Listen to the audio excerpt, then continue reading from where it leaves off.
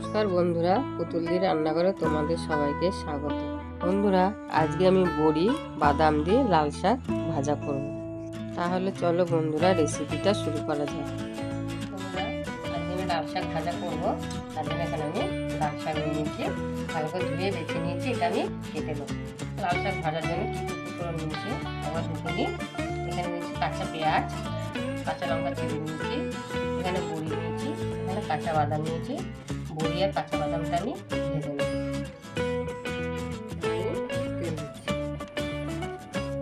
তেলটা গরম হয়ে গেছে,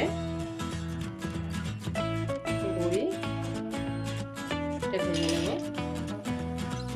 আমি একসাথে দিয়ে দিলাম, কেন এটা বড়িটা বাদামটা আমি ভেঙে নেবো, তার জন্য আমি একসাথে ভেজে নেব।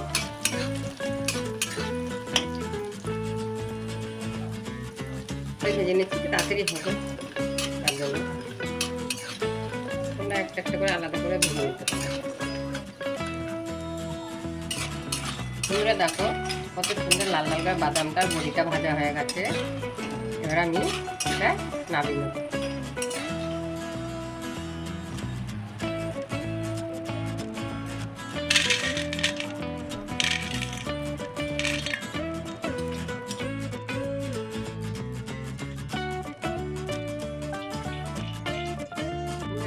বাদাম বড়ি ভাজার তেলটাতে আমি পেঁয়াজটা লঙ্কাটা ভেজে নিচ্ছি, কারণ এতে আমি শাকটা করবো। লঙ্কাটা আমি পেঁয়াজটাকে লাল লাল করে ভেজে নেব। দেখো বন্ধুরা, পেঁয়াজটা কত সুন্দর লাল লাল করে ভাজা হয়ে গেছে, তার সাথে লঙ্কাটাও ভাজা হয়ে গেছে। এবার আমি যে কেটে রেখেছি শাকগুলো আমি এবার দিয়ে দেবো।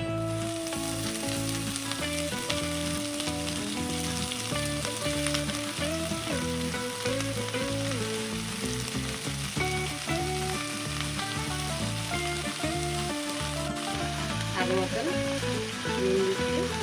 শাক ভাজা বন্ধুরা অল্প নুন লাগে, সেই জন্য আমি অল্প করে নুন দিচ্ছি। কেন শাক দেখতে অনেক লাগে, কিন্তু ভাজলে পরে একটু শাক হয়ে যায়, সেই জন্য আমি অল্প নুন দিচ্ছি।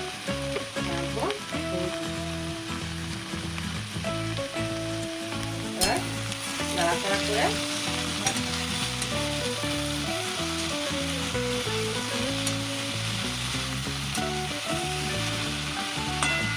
শাকটা আমি চাপা দেবো, একটু ভাপে সিদ্ধ। গ্যাসটা একদম কমিয়ে দিয়েছি, চাপা দিচ্ছি।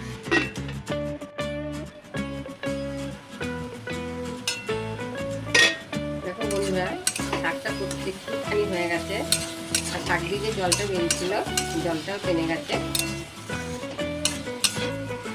এবার আমি এই যে ভেজে রাখা বড়ি বাদাম এগুলো আমি ভেঙে নিয়েছি, এবার এটা আমি দিয়ে দিচ্ছি। বাটিটা একটু কাটিয়ে দিই, বাটিতে লেগে আছে। বন্ধুরা, আমি একটু স্বাদ মতন চিনি দিচ্ছি, তোমরা চাইলে দিতেও পারো, না দিতে পারো। চিনিতে দিলে কি হয়, একটু খেতে ভালো লাগে। আমি শাকটা নাড়াচাড়া করে দিই।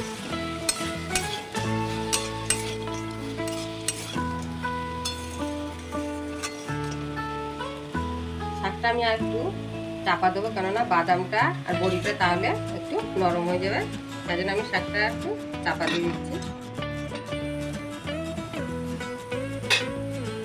দেখো বন্ধুরা, কত সুন্দর শাকটা ভাজা হয়ে গেছে আর বড়িটা নরম হয়ে গেছে।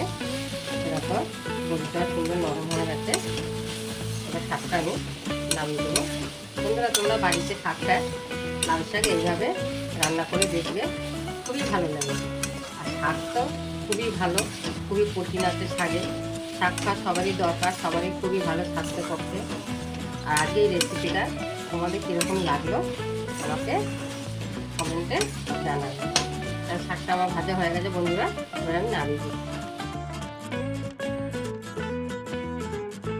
বন্ধুরা, ভিডিওটা যদি ভালো লাগে তোমাদের, তাহলে একটি লাইক কমেন্ট ও শেয়ার করুন।